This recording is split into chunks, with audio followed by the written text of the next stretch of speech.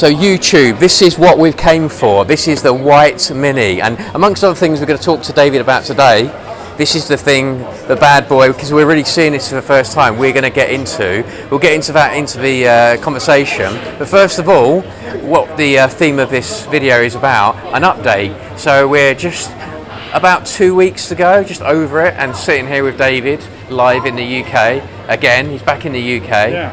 He's going to tell us, I guess, his thoughts and feelings this way through the campaign. The last time we spoke to David, the campaign hadn't started. And David, I guess in summary, how are you feeling? I'm feeling very well. We just go over 4,000 backers now here in this Crash Live event. People are very, very nice with us, and we have so many congratulations. I'm thrilled, and I was here just for this new little boy. It's the White Mini. We wanted to try to 3D print the white one, and it looks great. I'm very happy with it. So we're going to talk about the event, which is kind of interesting. But why the white? What's the significance of it for you? Why did you want to do it in white? People might ask. Well, the original one is in black. First of all, I wanted to do a silver one or a gold one, and the company in Taiwan I'm working with, they told me it's too complicated, we have to paint it, and it's not gonna last, and it's gonna be good. So I asked them, which color can I do? And they replied, white. Okay, white is fine because it's the opposite of the black. And I'm a deep fan of a game, a very old game named Archon. And Archon is a battle between black and white, and I love that game. So it reminds me, Archon, to do the white one and the black one. And the white one looks really great. And the labels are exactly the same as the black ones.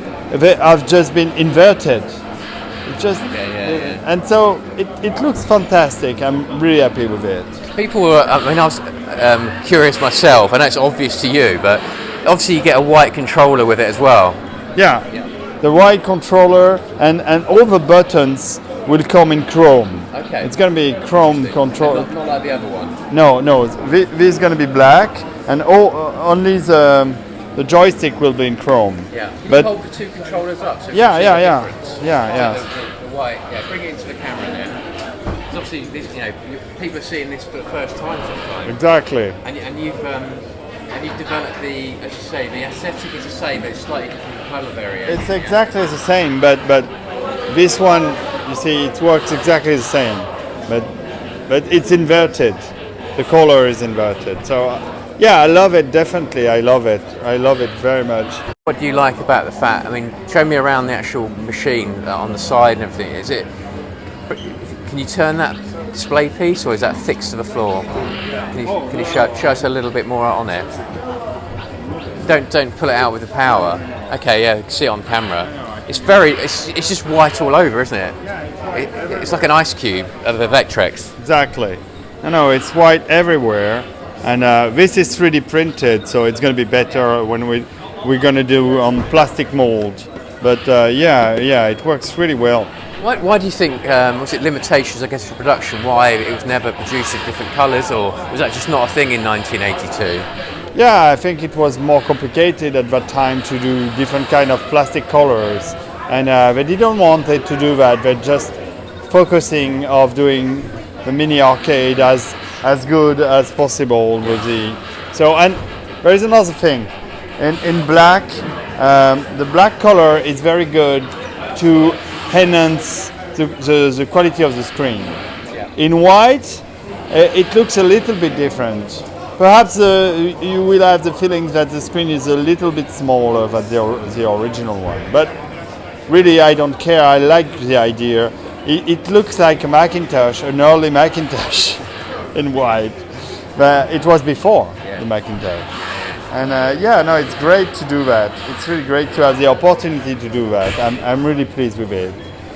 Is there any, gameplay variation? I know not the game's different, but do you feel it looks different when you're playing it in any way? It looks for me, it feels a little. I mean, I like the idea. It might look a bit different, or is it bang onto the black one? I mean, the shadowing perhaps is slightly different from around it, or I don't know. That's a trick question. maybe it's just on the eye, seeing it. The eye impression, yeah. But no, it's exactly the same programming for the moment. But I don't think we will make any changes. I suppose it is a bit like obviously Game Boy did it very well. Different colours, different variation. Would you ever consider a colour beyond white? Yeah, of course. Maybe not on this Kickstarter, but No, not yet. But really, I would like to do a mini that is translucent, transparent. You can see the inside of it, or perhaps red or blue. I don't know yet, but yeah, I want to try other color. I would try other color. so we're we're at halfway point now. What's in store if you're a backer? Why would you want to back this Kickstarter to this end, if you like? What is it? You've got stretch goals. Tell us a little bit more about that. Because there's already stretch goals that have been hit as well, isn't there? Yeah, just one to go. It's $1 million. We're gonna do an original game for the Vectrex Mini, just for the Vectrex Mini.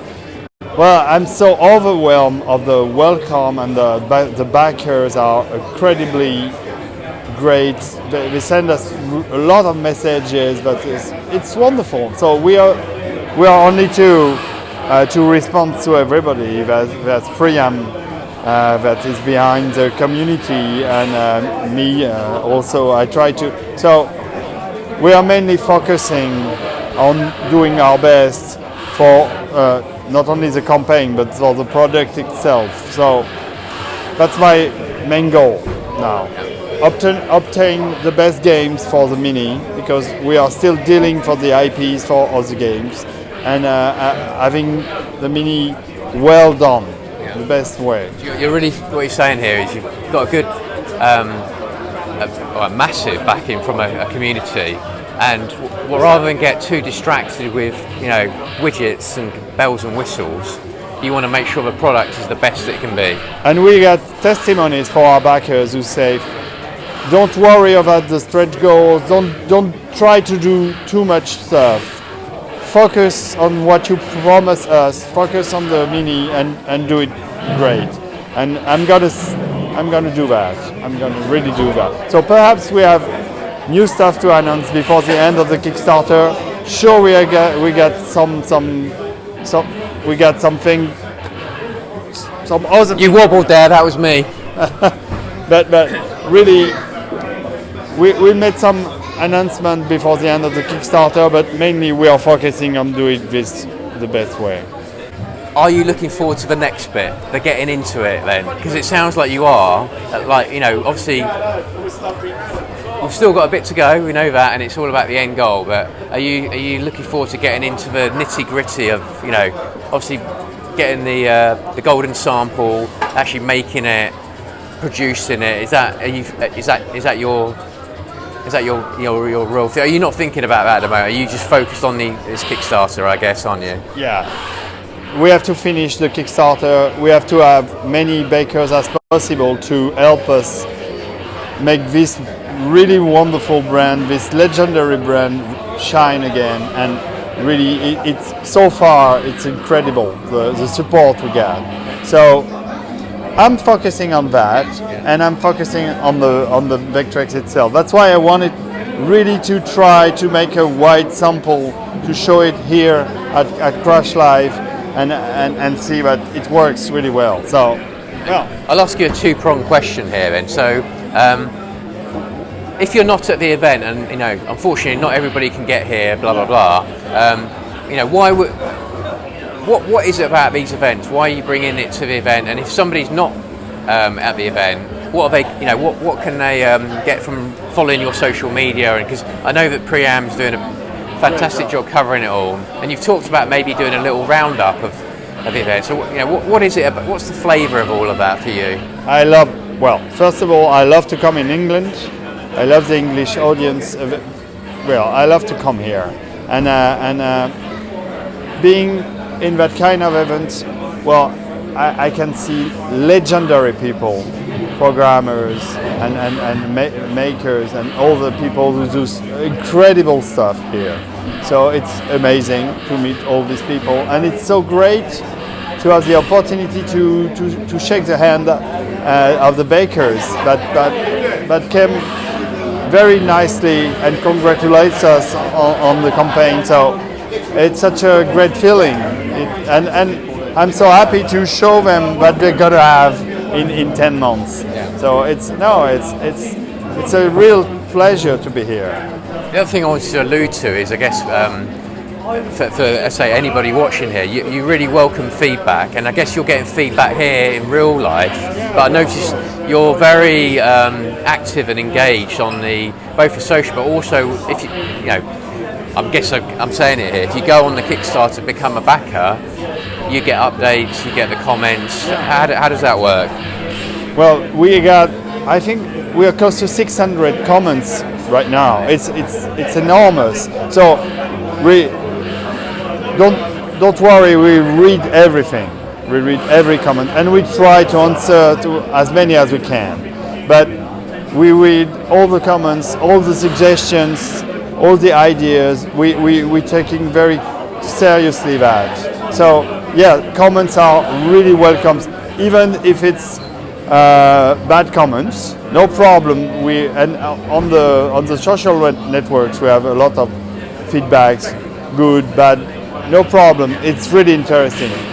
So yes, we're listening to everybody. We were chatting yesterday, last night in fact. So, and I've been, as you know, involved in a few Kickstarters here. Is it the fact that you must be getting ideas from the community, and you're seeing people come out? And we talked about the emulator, and we talked about, we've got the screens here with Lawrence. Are you seeing people coming out of the woodwork in a good way and contributing and making it a better Kickstarter and a better product? Of course. You mentioned the Lawrence work on the UV overlays, that is really amazing. But there is a stand from Dave Dolmer, but he did that for Portland. It's just amazing the way it looks, and these things are going to be. We are going to follow that, and we're going to make some news and announcement for the backers about all these things, the 3D overlays, the UV overlays, the stand, and many more stuff coming up. So don't worry. Yes, we got the help of so many people that want to make this little mini not just the unit it is, but more things to come. Yeah, sorry, I'm a little bit confused. I'm a little bit tired. You're doing well. You've been around the world. You said about the UK, but you've literally been everywhere, haven't you? Yeah, and it's such a great time to be with the Americans, with the French ones, because we were Paris Games Week. Next week we're going in the south of France, in Nice, and we're gonna meet as much as people as we can. So we'll do a couple of quick questions at the end, first questions I'll kind of run to you for the community out there. What game, if you could make it, not a Vectrex game, and it won't happen, guys, just warning you, would you put on the Vectrex? It could be any game, and it could be the wildest idea ever. What would you like to see on the Vectrex, the dream game of all? Oh, I've got one I like very much. That could be really great on the Vectrex. If I can do it on the Vectrex, would be some like Choplifter, for example. I like it very much. Or on some Spectrum games, why not? We are in England, some Sinclair Spectrum games. There are some great games that could be also on the Vectrex. Yeah, I would like to see that.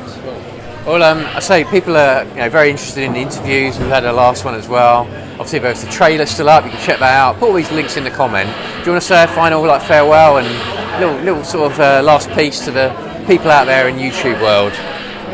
Thank you for all the support and for your comments, of course, on YouTube. This idea is going to be real next year, so I'm thrilled. It's amazing. It's really amazing. Excellent, Dave. Thank you very much for your time.